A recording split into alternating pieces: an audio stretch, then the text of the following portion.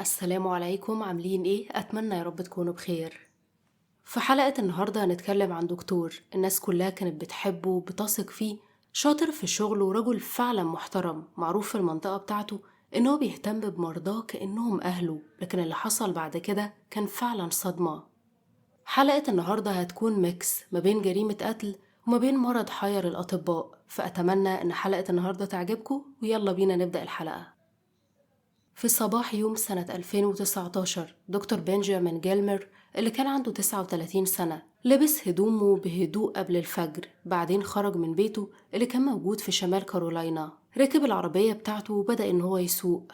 هو كان رايح عشان يبدأ شغله الجديد كطبيب في عيادة كان كريك، مركز طبي موجود في بلدة صغيرة. وبعد كام دقيقة بنجامين خرج من الطريق الرئيسي ودخل في طريق فرعي لمزرعة قديمة كانت بتتجدد. المزرعة دي كانت مكان العيادة دي كان أسسها طبيب تاني اسمه فانس جيلمر، يعني نفس اللقب بتاع بنجامين. هو طبعا استغرب في الوقت ده إن طلع نفس اسم العيلة بتاعت الدكتور اللي قبله، نفس اسم عيلته، وعرف طبعا إن ده هيبوظ الدنيا مع بعض المرضى. في الحقيقة إن اسم عيلته زي اسم مؤسس العيادة كان هيخليه ما ياخدش الشغلانة دي أصلا، بس هو ما كانش فاهم إيه السبب. بس بعدين عرف إن مجلس الإدارة كان متردد إن هو يشغله، لأن دكتور فانس عمل حاجة بشعة لدرجة إنهم كانوا عايزين ينسوا الاسم بتاع جيلمر ده تماما. اتضح إن فانس جيلمر قتل باباه وشوه جثته من 5 سنين يوم 28 يونيو سنة 2004، ودلوقتي فانس بيقضي عقوبة بالسجن مدى الحياة. بنجامين فهم ليه إن اسم عيلته زي اسم القاتل خلى مجلس الإدارة متردد، وكان ممتن قوي إن هما ادوله فرصة. هدفه ما كانش إنه يشتغل في مستشفى كبيرة أو يكسب فلوس كتير، كان بيساعد الناس اللي محتاجة أكتر في المجتمعات الصغيرة. لما وصل ركن العربية بتاعته، بعدين نزل منها ومشي ناحية العيادة، خد نفس عميق ودخل من الباب الأمامي. كان متحمس قوي لبداية شغله الجديد. العيادة كانت مش هتفتح إلا بعد 10 دقايق، بس كان في شوية ناس قاعدين في منطقة الانتظار بيقرأوا الجرايد المحلية. لما دخل جوه بدأ إن هو يسلم على العاملين اللي كانوا عارفين خلاص إن بنجامين ملوش أي علاقة بدكتور فانس جيلمر. بنجامين شاف جدوله المزدحم، كان عنده مواعيد ورا بعض من الساعة 8 الصبح للساعة 6 المغرب، فطلب كوباية قهوة ولبس البلطو بتاعه وبدأ شغله على طول. على آخر اليوم الساعة 6 المغرب كان تعبان وعايز يروح بيته، بس كان عنده مريضة أخيرة، واحدة جاية لمتابعة التهاب المفاصل بتاعها. بس لما دخل أوضة الكشف اتخض من اللي شافه. السيدة دي كانت قاعدة على سرير الكشف، راسها نازلة تقريبا لحد ركبتها وبتنهج بسرعة. نفسها كان ضعيف ووشها شاحب، وواضح إن هي كانت بتجيلها نوبة هلع. بس أول ما بنجامين دخل الأوضة وقفل الباب، الست دي بصت له وبدأت إن هي تهدى، بدأت إن هي تتنفس، وزي ما يكون وشها اترسم عليه الفرحة. هو كان مستغرب من الحالة بتاعتها دي، بس بعدين لما السيدة دي هدت مسكت ايد بنجامين واعتذرت جدا على اللي هو شافه دلوقتي. قالت له ان لما الممرضة قالت لها ان هي هتشوف دكتور جيلمر هي اتخضت جدا، اترعبت لانها كانت فاكرة ان فينس جيلمر القاتل هو اللي هيكشف عليها. هو ابتسم وقال لها مفيش مشكلة وان هو فرحان ان هو احسن دلوقتي. ولما السيدة دي بقت جاهزة بدأ ان هو يكشف عليها. اثناء ما كان بيشوف العلامات الحيوية بتاعتها بدأ ان هما يتكلموا عن دكتور فينس التاني. هي اعترفت له وقالت له رغم خوفها وخضتها الجامدة اللي حصلت لها دلوقتي لما فكرت بس ان فينس هو اللي هيكشف عليها، الا انها برضو عايزة تقول الحق. فينس كان طيب حنين، ما كانتش بتشوف منه اي حاجة وحشة قبل ما تعرف ان هو قتل باباه. قالت له إن مرة وهي في العيادة شافت فانس بينقذ فار من مصيادة فيران من النوع اللي ما بيقتلش، وبعدين خرج ورماه جنب بركة أسماك كان هو برضو اللي بنيها. قالت إنه كان بيهتم بأي كائن حي، وده اللي خلى جريمته صادمة أكتر بالنسبة لها. دكتور بنجامين شكرها على صراحتها وكتب لها روشتة لدواء التهاب المفاصل وخلاها تمشي، ورجع مكتبه وكتب ملاحظات المرضى بتوع اليوم، وبعدين مشي من العيادة. بس في الطريق لبيته فضل يفكر في فانس، تساءل ازاي رجل كان دكتور متفاني في إنقاذ الأرواح بقى دلوقتي بيقضي عقوبة بالسجن مدى الحياة عشان جريمة قتل وجريمة قتل لوالده. فضل يفكر في الموضوع كتير وهو ماشي في الطريق. بس حاول إن هو يتوه ويقول إنه ملوش دعوة، بس فكرة التشابه بين اسم العيلة بتاعته واسم عيلة فينس خلته بيحس إن زي ما يكون وجوده هنا كان ليه سبب. بس توه الموضوع، وأخيرا وصل بيته، اتعشى ودخل نام. على مدار الشهور اللي بعدها بنجامين حاول إن هو يخرج أفكار فينس من دماغه. إدارة العيادة كانت شغلانة متعبة، كان بيشتغل تقريبا 14 ساعة في اليوم، بس هو حتى وهو مشغول مش قادر يبطل يحس إن في حاجة زيادة في حكاية فينس. المرضى القدام اللي كانوا يعرفوه كانوا بيحكوا عن كرمه وطيبته. قالوا إن هو إزاي لما كان مش بيكون معاهم فلوس كانوا ساعات ممكن يروحوا يودوله ذرة أو طماطم، وكان بيوريهم إن هو فرحان جدا بالحاجات دي وعادي مش بيفرق معاه الفلوس أبدا. وإن هو إزاي كان بيزور المرضى بتوعه في بيوتهم، وإزاي كان بيتعامل مع الكل فعلا باحترام. بنجامين مقدرش يصدق إن حد زي فينس ممكن إن هو يتحول لمجرم عنيف من غير أي تفسير. فبدأ بقى روح الطبيب اللي جواه تطلع، كان بيتساءل لو كان في تفسير طبي لتحول فينس المفاجئ ده. هل في حاجة اتكسرت جواه؟ هل في مرض مثلا هو اللي عمله كل الحاجات دي؟ بس لحد ما يعرف أكتر بنجامين ما قدرش إن هو ينسى الموضوع. وبعد كام أسبوع سكرتيرة بنجامين دخلت العيادة ومعاها مجموعة مقالات من الجرايد عن فينس. كانت عارفة اهتمام بنجامين بالقضية وعملت شوية بحث في المكتبة المحلية. هو في نهاية اليوم بعد ما خلص كل تقاريره الطبية والجداول بتاعته بدأ إن هو يقرأ في الجرايد دي. مكانش عارف هو بيدور على إيه، بس كان متحمس إن هو يعرف أي معلومات جديدة عن فينس غير الكلام اللي سمعه. وأثناء قراءته للمقالات دي بنجامين اكتشف إن فينس كان في نفس سن بنجامين تقريبا لما قتل باباه اللي كان اسمه دالتون من 5 سنين. دالتون كان عنده شيزوفرينيا وألزهايمر، وهو نوع من أنواع الخرف. كان عايش في مستشفى أمراض نفسية بتعالج مرض الزهايمر. موضوع شيزوفرينيا ده شد انتباه بنجامين، تساءل هل فينس ورث العرض الجيني ده للمرض العقلي من والده؟ بس كل ما كان بيفكر أكتر في العلاقة دي كان بيحس إن هي مش منطقية. الشيزوفرينيا بتظهر في سن الشباب عادة، وشك إن فينس يكون عنده المرض ده من غير أي علامات قبل كده. في حالات بتظهر متأخر في العمر بس نادرا. أيا كان اللي حصل لفينس فحصل فجأة. بعدين كمل قراءة في الجرايد، ويوم الجريمة كان مفروض إن فينس يساعد باباه إنه ينتقل لدار رعاية، والشهود شافوه هو بيجي وبياخد والده من الدار دي. بس بعد يومين فينس بلغ إن باباه مفقود، وقال إن هو جاب باباه للبيت بتاعه، وبعدين باباه شكله إن هو تاه. فينس بقى ما كانش يعرف في الوقت ده إن الشرطة لقت جثة باباه على طريق بعيد 2 تقريبا بالعربية من المستشفى. وكمان كان في أدلة بتربط فانس بالجريمة. المقالات قالت إن فانس قال الشرطة أثناء التحقيق إنه ما كانش حاسس بنفسه الفترة الأخيرة، وده لأنه كان بيوقف دواء مضاد للاكتئاب. وزي ما احنا عارفين الناس اللي بتوقف مضادات الاكتئاب فجأة ممكن إن هي يجيلها أعراض كتير، منها صعوبة النوم، الغثيان، تفاعلات نفسية زي ميول انتحارية أو ذهان. المقالات قالت كمان إن فينس اتصاب إصابة خطيرة في حادث سيارة قبل الجريمة بحوالي سنة، وبعدها هو وزوجته اتطلقوا وحياته اتلخبطت شوية. دلوقتي طبعا دماغ بنجامين كانت متلخبطة، ايه اللي بيحصل بالظبط؟ هل ممكن التأثيرات المشتركة لسحب مضادات الاكتئاب وإصابة الراس من حادث السيارة تكون غيرت شخصية فينس؟ هل ممكن تكون حولته لقاتل؟ الوقت كان بيتأخر وكان مفروض يكون في البيت دلوقتي، ولما قام عشان يطفي النور لاحظ صورة مش واضحة قوي لفانس في واحدة من المقالات. كان شكله ضخم عريض، راسه محلوقة ولابس بدلة السجن، عينه كان باين عليها إن هي تعبانة. بنجامين فجأة حس إنه بيحاول يركب بازل من غير كل القطع، ما كانش عنده وقت إنه يفهم إيه اللي ناقص. وعلى مدار السنة اللي بعدها حياة بنجامين بقت حياة مليانة بالتفاصيل. كان مشغول جدا في شغله، وكمان هو وزوجته خلفوا طفل تاني. فكل الحاجات دي خلته إنه مش قادر يكمل بحثه عن فانس. ولو بنجامين كان بيصارح نفسه كان هيعرف إن موضوع فانس واخد مساحة كبيرة جدا في دماغه. يعني هوسه بالقاتل ده لازم يستنى لحد ما يبقى عنده وقت إن هو يفكر. وفي ربيع سنة 2011 بعد 3 سنين من بداية بحث بنجامين عن فانس، كان قاعد في اجتماع في العيادة لما تلقى مكالمة تليفونية المتصلة عرفت نفسها باسم سارة، صحفية من نيويورك. سارة كانت سمعت عن قضية دكتور فينس وكانت مهتمة إن هي تعرف أكتر. هي كانت عايزة تعمل بحث مكثف عن القضية دي. سألت بنجامين لو كان مستعد إن هو يكلمها عن تجربته كدكتور جالمر التاني.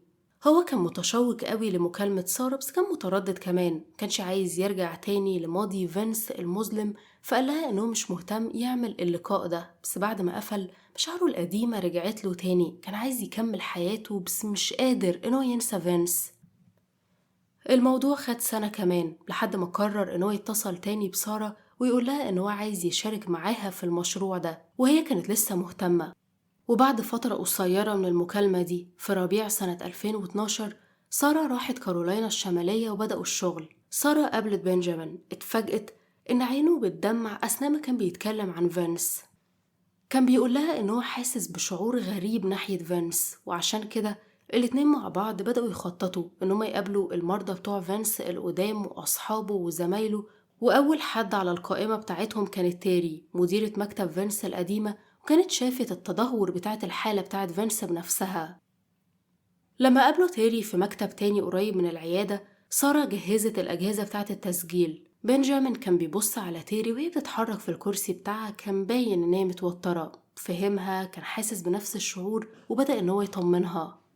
سارة ضغطت على زرار التسجيل والمقابلة بدأت. تيري خدت نفس عميق ووصفت إمتى لاحظت إن شخصية فينس بدأت تتغير. قالت إن ده كان قبل الجريمة بحوالي سنة 2003. عربية فينس خبطت في عمود تليفون واتقلبت، ورجال الإسعاف لقوه فاقد الوعي. عربية الإسعاف نقلته للمستشفى على طول، بس هو لما فاق كان فاقد الذاكرة تماماً. بس بتقول إن فقدان الذاكرة بتاع فينس ده اختفى بعد حوالي 24 ساعة. بس بعد الحادثة دي مرجعش أبدا فينس اللي كانت تعرفه. بدأت تحكي لبنجامين عن كل اللي كان بيحصل في حياته. قالت إن هو تقريبا اتحول لشخص تاني، بدأ يشرب كحول كتير، بدأ يخرج مع ستات عشوائية، غرق في الديون وصرف فلوس كان مش بيملكها. قالت إنه واضح إن الصحة النفسية بتاعته اتدهورت جامد في السنة الأخيرة قبل الجريمة. فهنا بقى بنجامين كان بيتساءل ليه فينس تم اعتباره مؤهل عقليا للمحاكمة. بنجامين قرر إنه لازم يشوف الأوراق الرسمية من محاكمة فينس عشان يفهم أكتر. والأسبوع اللي بعد اللقاء ده، بنجامين قرر إنه يروح فيرجينيا، المكان بتاع المحاكمة بتاعت فينس. طلب من موظف المحكمة كل المستندات المتاحة عن دكتور فينس جالمر، واستلم مجموعة أوراق سميكة فيها مئات الصفحات. كل ده كان نص المحاكمة بتاعته. فينس أصر إنه يدافع عن نفسه في المحكمة، وقال إنه ما كانش في وعيه لما قتل باباه بسبب سحب مضادات الاكتئاب من جسمه. قال إن هو وقفها فجأة قبل الجريمة بيومين. بس فينس ما قدمش أي شهود من الخبراء الطبيين يدعموا النظرية بتاعته، وما ذكرش حتى فترة فقدان الذاكرة اللي جاتله بعد حادث السيارة. طبعا الادعاء قال إن فينس بيتظاهر بالمرض عشان يهرب من العقاب، وقدمه طبيب نفسي قال إن هو سليم عقليا ليلة ما قتل باباه. هيئة المحلفين وافقت وحكمت عليه بالسجن مدى الحياة.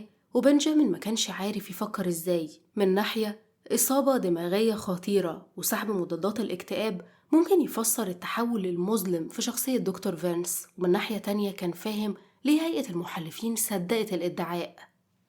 لما بنجامين رجع بيته، اتكلم مع سارة واتفقوا إن في طريقة واحدة بس يعرفوا الحكاية كاملة. لازم دكتور فينس ودكتور بنجامين الاتنين يقابلوا بعض وجها لوجه. الموضوع خد شهور عشان ينظموا المقابلة دي، بس في أوائل شهر يناير 2013 بنجامين وسارة ساقوا ساعتين للسجن اللي موجود فيه فينس.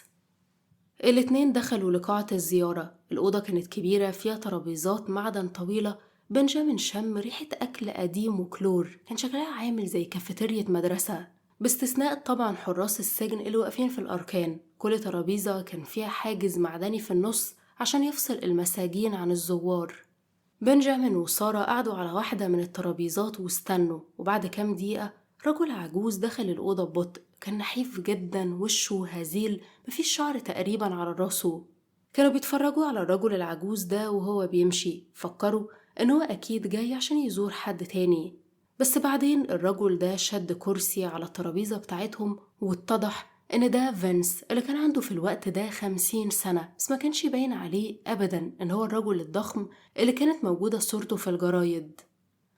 بنجامين حس إن قلبه بيدق بسرعة. ده الرجل اللي كان مهووس بيه آخر 4 سنين. خد نفس عميق وعرف نفسه، بس فينس ما كانش سامع تقريبا، كان مش في وعيه أبدا. فينس كان بيحاول إن هو يتكلم بس كان مش قادر، كان بيتكلم ببطء قوي. بدأ إن هو يتكلم عن الأصوات اللي في دماغه وإزاي دماغه مش شغالة كويس. سارة تدخلت وسألت أسئلة ما كانش عند بنجامين الجراءة إن هو يسألها، أسئلة زي ليه فينس قتل باباه وهل خطط لكده؟ فينس زي ما يكون كان متوقع الأسئلة دي، ببطء أجاب وقال ما خططش لكده، وقال إن الأصوات في دماغه هي اللي قالت له يعمل كده، بس كان في حاجات كتير هو مش فاكرها. وفي اللقاء ده بنجامين أثناء ما كان بيبص على فينس اتأكد إن فينس ما كانش شرير أو متلاعب، ما كانش بيتظاهر بالأعراض دي، هو بيتعذب. ففي الوقت ده بنجامين كان عنده أسئلة لنفسه، فينس عنده إيه بالظبط؟ هل في علاج ممكن؟ إيه اللي بيحصل له؟ وفي الوقت ده حراس السجن جم وأخدوا فينس وهو بيتاخد عيونه كانت مليانة دموع، وطلب منهم إنهم يساعدوه. حلف لهم إنه مش فاهم هو عمل كده إزاي. هما وعدوه إنهم هيحاولوا. بعدين هو وسارة ودعوه وخرجوا من السجن وساقوا في الطرق عشان يرجعوا كارولاينا الشمالية. وبعد حوالي أسبوع من زيارة السجن بنجامين أدرك إنه ممكن يعرف حد يقدر إنه يساعد فينس. مسك التليفون بتاعه واتصل بزميله دكتور ستيف بوي اللي كان يعرف الدكتور ده كويس قوي. الاتنين كان بيدوا محاضرات مع بعض في كلية طب قريبة. دكتور بوي كان طبيب نفسي وخبير في تشخيص أمراض المخ والأمراض العقلية. فبنجامين اتصل ببوي وحكاله قصة فينس بالتفصيل. قاله إن من وجهة نظره فينس بيظهر عليه علامات نوع من أمراض المخ من 10 سنين على الأقل، وحالته اتدهورت أكتر من ساعة ما دخل السجن. كان بيقوله إن لو فينس مأخدش مساعدة قريب باحتمال كبير قوي إن هو يموت. بعد 3 أيام بنجامين كان سايق العربية بتاعته مع دكتور بوي وكانوا في طريقهم في السجن. دكتور بوي ما كانش شايف إن أعراض انسحاب مضادات الاكتئاب هي السبب، لأن عدى 9 سنين على الجريمة. يعني عدى 9 سنين من وقت ما فينس وقف المضادات بتاعة الاكتئاب، ومع ذلك أعراضه بتسوء أكتر. فما ينفعش إن هو يكون لسه بيعاني من أعراض انسحاب الأدوية بعد مرور كل الوقت ده. بوي ما كانش شايف إن حادثة العربية اللي عملها فينس هي اللي بتفسر سلوكه. قال إن هو اشتغل مع مرضى كتير عندهم إصابات دماغية أعراضهم ما كانتش زي أعراض فينس. طبعا في الوقت ده بنجامين كان محتار، كان عايز يصدق إن فينس اتدفع للقتل بسبب قوة خارجة عن إرادته. لكن لو لا إصابة المخ ولا أعراض انسحاب أدوية الاكتئاب هما السبب في قتل فينس لباباه، يبقى إيه السبب؟ هو كان رافض تماما إن بعد ما قعد يدور في قضية فينس 4 سنين تقريبا إن هو يصدق إنه ممكن يكون غلطان في تقديره لفينس، وإن هو يكون فعلا قاتل. وفي الآخر دكتور بنجامين ودكتور بوي وصلوا السجن وركنوا العربية في موقف السيارات بتاعة السجن. الاتنين مشوا لحد ما وصلوا لمنطقة الزيارة، وفي الآخر فينس دخل. شكله كان تعبان زي آخر مرة زاروا فيها بنجامين، بس كان باين عليه إن هو فرحان إن هو شافه تاني. ابتسم لبنجامين، بس بعد ما قعد بدأ إن هو يغمض عينه جامد. إيده كمان كانت بترتعش، مش عارف إن هو يسيطر عليها. بيحاول إن هو يحطها على الترابيزة عشان تثبت بس مش قادر. دكتور بوي سأل فينس أسئلة عن ليلة القتل. فينس حاول إن هو يتكلم بصعوبة ويحكي ببطء. بوي كان بيسمع بصبر، ولما فينس خلص بوي سأله سؤال كان غير متوقع تماما. كان عايز يعرف إيه شعوره هو بيكبر مع والده. فينس بص بعيد شوية، بعدين صوته بقى هامس. هو بيوصف ذكريات طفولة مؤلمة. قال إن باباه كان محارب في حرب فيتنام وكان بيشرب كتير، خاصة بعد ما بيرجع من الحرب. كان رجل قاسي جدا، واتضح إن هو كان بيعتدي على ابنه. طبعا الموضوع ده كان صدمة بالنسبة لبنجامين وبالنسبة لبوي. فينس حاول إن هو يجاوب على أسئلة كتير، بس بعد شوية واحد من الحراس جه وقال إن وقت الزيارة خلص وإن هو لازم يرجع. في العربية بنجامين بدأ إن هو يسأل بوي رأيه في فينس. الدكتور النفسي بدأ إن هو يفكر ويتأمل شوية في اللي هو كان لسه بيعرفه. قال بنجامين دلوقتي إنه متأكد أكتر من أي وقت إن حالة فينس ملهاش علاقة بأعراض انسحاب مضادات الاكتئاب ولا حتى إصابة المخ، لكنه كمان متأكد إن فينس ما قتلش باباه بسبب الكره، في سبب ورا اللي حصل.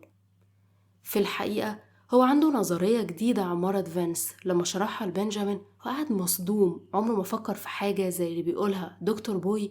لكن لو فعلا نظرية بوي دي صح فكل حاجة فعلا هتبدأ إن هي تتضح. هما كانوا كل اللي محتاجينه دلوقتي هو تحليل DNA يثبت ده. الموضوع خد وقت بس في الآخر جهزوا كل حاجة. دكتور بوي تعامل مع مستشفى السجن عشان ياخدوا عينة دم من فينس ويبعتوها للتحليل، وبعدين استنوا النتيجة، ونتيجة ال DNA جت بعد شهر. في مارس 2013 بنجامين كان في الشغل قاعد على الكرسي بتاعه لما شاف إيميل على الكمبيوتر بتاعه من مستشفى السجن. قلبه كان بيدق بسرعة وهو بيقرأ الإيميل ده. التشخيص أخيراً كان مكتوب قدامه، تشخيص بقى بيفسر كل حاجة، من حادثة العربية اللي عملها فينس لسلوكه الغريب المتزايد لحد جريمة القتل السبب في دخوله السجن. اللي جاي ده اللي حصل فعلا في اليوم اللي دكتور فينس قتل فيه باباه، وليه عمل كده. في عصر يوم 28 يونيو سنة 2004 فينس خرج من العيادة بدري، ساق عربيته للبيت وخد قارب من الجراج وحطه فوق العربية وربطه كويس، ورجع للعربية بتاعته وساقها لحد ما ركن قدام عمارة كبيرة من الطوب، وده المكان اللي كان باباه عايش فيه. فينس دخل وقال لموظفة الاستقبال إن هو جاي ياخد باباه. دالتون كان عايش في المستشفى دي من سنتين بيتعالج من مرض الأطباء كانوا فاكرين إن هو ألزهايمر، صحته كانت بتتدهور، عشان كده فينس كان جاي عشان يخرجه من المستشفى دي ويوديه دار مسنين. كان عايز باباه يعيش فيها أيامه الأخيرة. فينس ساعد باباه يخرج من الباب وركبه جنبه في العربية.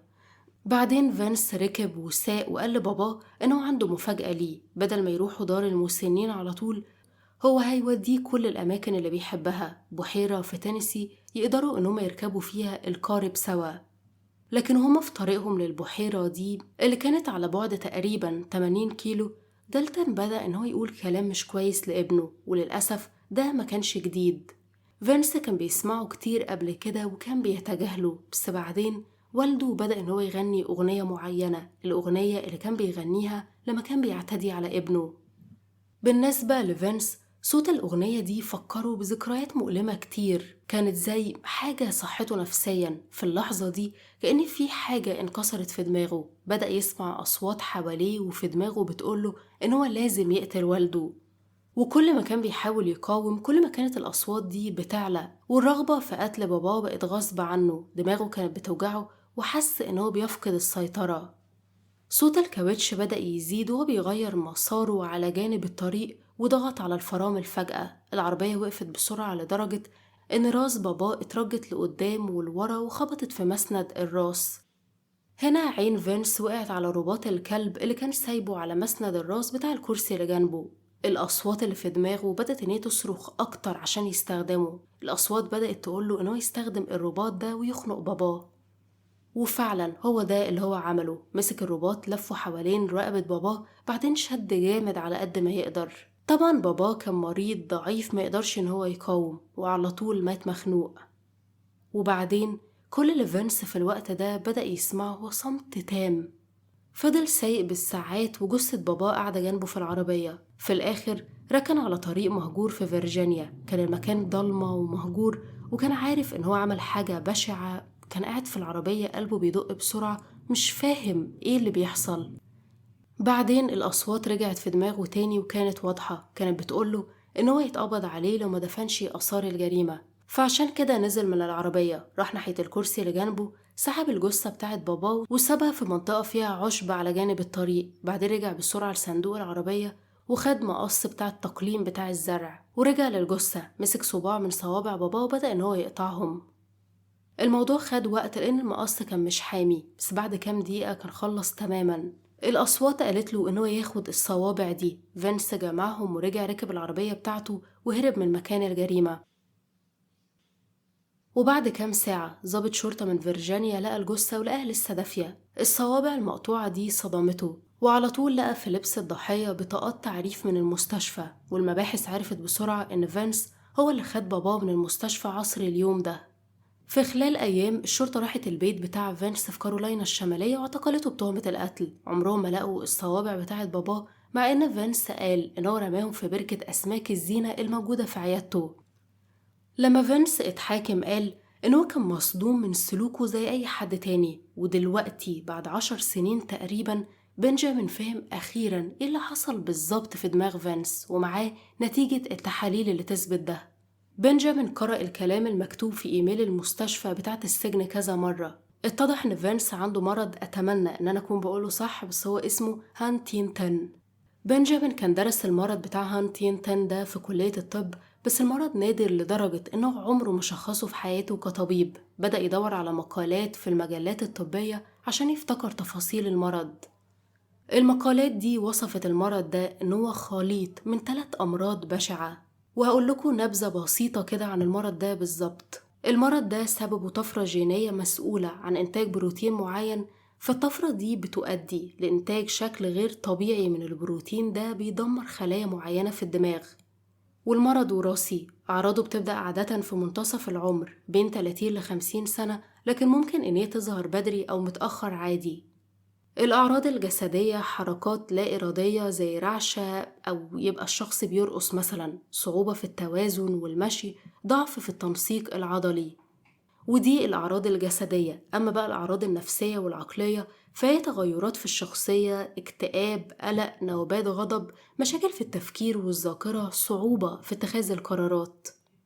تشخيص المرض ده بيتوافق مع كل الأعراض اللي فينس كانت بتظهر عليه، ومعظم المرضى بتوعه بيكونوا مش عنيفين. المرض ممكن يخلي الناس تعمل حركات مش بتعملها في العادة. بنجامين افتكر إن فينس ممكن يكون بيعاني من مشاكل كتير في نفس الوقت، ومع إن إصابة المخ أو أعراض انسحاب مضادات الاكتئاب مش بيفسروا تصرفاته لوحدهم، لكن ممكن يكونوا اجتمعوا مع المرض ده عشان يعملوا خليط من الأمراض العقلية والجسدية اللي غيرت شخصية فينس وسلوكه تماماً. بنجامين كمل قراءة. المرض ده مرض وراثي بيتنقل من الأهل للأولاد. لو الأم أو الأب أو حد عنده المرض يبقى عنده فرصة 50% تقريباً إن يجيله هو كمان. وفجأة كل حاجة وضحت لبنجامين، لأن لو تفتكروا الدكاترة في المستشفى كانوا فاكرين إن والد فانس دالتون عنده الزهايمر، بس الاحتمال الأكبر إن هو كان عنده مرض الهانتينتون، وإن هو اللي نقل المرض لفانس. بالنسبة لبنجامين القصة طبعا كلها مأساوية. رجلين أب وابن عندهم نفس المرض العقلي، الاتنين عملوا حاجات بشعة لبعض بسبب المرض اللي كان في عقلهم، حاجات خارجة عن إرادتهم تماما، ما كانوش قادرين إن هم يوقفوها. بعدين بنجامين قرأ حاجة تانية كسرت قلبه. المرض ده معناه حكم بالإعدام، مفيش علاج معروف، والمرض هيقتل صاحبه في الآخر. بس كل اللي هو يقدر يعمله هو إن هو يحاول يوفر لفانس الرعاية النفسية اللي محتاجها دلوقتي، وإن هو يحاول يخرجه. في الوقت ده بنجامين كان على علاقة قوية بفانس، هدفه إن هو يساعده إن هو يخرج من السجن ويدخله مركز علاج مناسب. وفي يناير سنة 2022 الحاكم بتاع فيرجينيا منح فينس عفو بشرط إنه يتلقى العلاج في مستشفى أمراض عقلية، وده معناه طبعا إن فينس دلوقتي بقى حر طليق. بس الموضوع للأسف مش بالبساطة دي، إنه يخرج من السجن ويدخل المستشفى على طول. كانت حاجة صعبة لأن كل مستشفيات الصحة النفسية الحكومية في فيرجينيا رفضت إن هي تستقبله، والإقامة في مستشفى خاصة طبعا هتكون غالية جدا. بنجامين فضل يحاول إن هو يلاقي لفانس مستشفى، كان بيتمنى إن هو يقدر إن هو يخرجه من السجن، لحد ما في سنة 2024 بنجامين أخيرا نجح فعلا إن هو يخرج فانس من السجن، ودلوقتي هو موجود في مستشفى. بيعاني طبعا من كل الأعراض اللي كانت بتحصله في السجن، بس وضعه الصحي طبعا أحسن بكتير من وجوده في السجن. وفي النهاية المرض ده مش مجرد حالة طبية، لكنه رحلة مؤلمة بيعيشها المريض وأهله، رحلة بيختلط فيها فقدان السيطرة على الجسد مع تآكل الهوية والذاكرة. وبالرغم إن العلم لسه موصلش لعلاج نهائي، إلا إن الأبحاث مستمرة والأمل طبعا دايما موجود. دعم المرضى دول نفسيا وجسديا مش رفاهية، ده حقهم وواجب علينا إن احنا نفهم المرض النفسي ونقف جنبهم. وبس كده حلقتنا خلصت. اتمنى حلقة النهاردة تكون عجبتكم، ولو عجبتكم ياريت ما تنسوش تعملوا لي لايك، تقولوا لي رأيكم في الكومنتات، وبإذن الله اشوفكم في حلقة جديدة.